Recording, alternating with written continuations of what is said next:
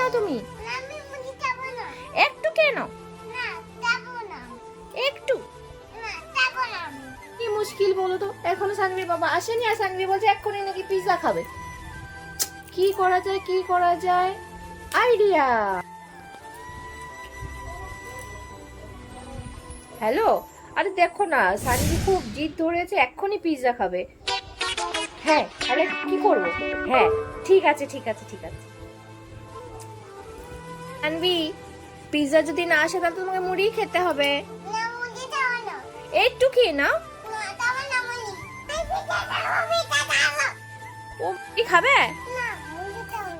তাহলে চোখ বন্ধ করে তোমার জন্য সারপ্রাইজ আছে, নিয়ে আসো। বাবা কি করে এত তাড়াতাড়ি পিৎজা নিয়ে এলো বলো তো? চলো আমরা পিৎজা খুলি। তাহলে দেখলে সানভি কিভাবে বায়না করে সেই পিৎজা খেয়েই ছাড়লো। আমি সানভির বাবাকে ফোন করেছিলাম, তো অফিস থেকে আসার আগে অর্ডারটা করে দিয়েছিল, সেই জন্য অফিস থেকে বাড়ি ফেরার সময়ই মানে যখন বাড়ি ঢুকলো তখন অলরেডি পিৎজাটা এসে গেছে, তাই ও ডিরেক্ট নিচে থেকে পিৎজাটাকে নিয়ে ঘরে চলে এসেছিলো, সেজন্য হাতে করে পিৎজাটাকে নিয়ে আসতে পেরেছে। সানভিকে সেজন্য আর ওয়েট করতে হয়নি, আর সানভির সাথে আমাদেরও পিৎজা খাওয়া হয়ে গেল।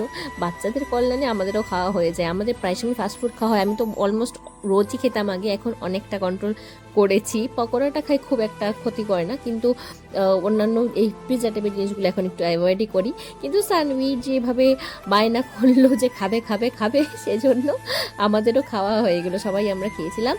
আর পিৎজাটা সত্যি খুবই টেস্টি ছিল, পরের দিন আবার খাওয়া হবে, কারণ খেয়ে পোষালো না। কারণ এটা ভালোই লেগেছিলো পিৎজাটা, আমার একটু চিজ কম লেগেছে, সেজন্য পরদিন, যদিও বা আমি ডায়েটের কথা ভেবে চিজটাকে একটুখানি অ্যাভয়েডই করছি। যাই হোক, একদিন তো চিটিং করা যায় বলো। যদি তোমাদের ভিডিওটি ভালো লেগে থাকে আমাদের মিনি ব্লগটি, তো প্লিজ আমাদের চ্যানেল সানভি সতুকে সাবস্ক্রাইব করে নিও। তোমাদের সাথে আমি আমার লাইফে সমস্ত কিছু শেয়ার করি, প্লিজ পাশে থেকো, আর আমাদের চ্যানেল সানভি সতুকে অনেক আশীর্বাদ করো, অনেক ব্লেসিংস দাও, প্লিজ প্লিজ প্লিজ সাপোর্ট করো গাইজ। সবাই ভালো থেকো, সুস্থ থেকো, আর পরিবারের সাথে আনন্দে থাকো, এটাই কামনা করে এই ব্লগটি এখানেই শেষ করছি, মিনি ব্লগটি। টাটা, ভালো থেকো।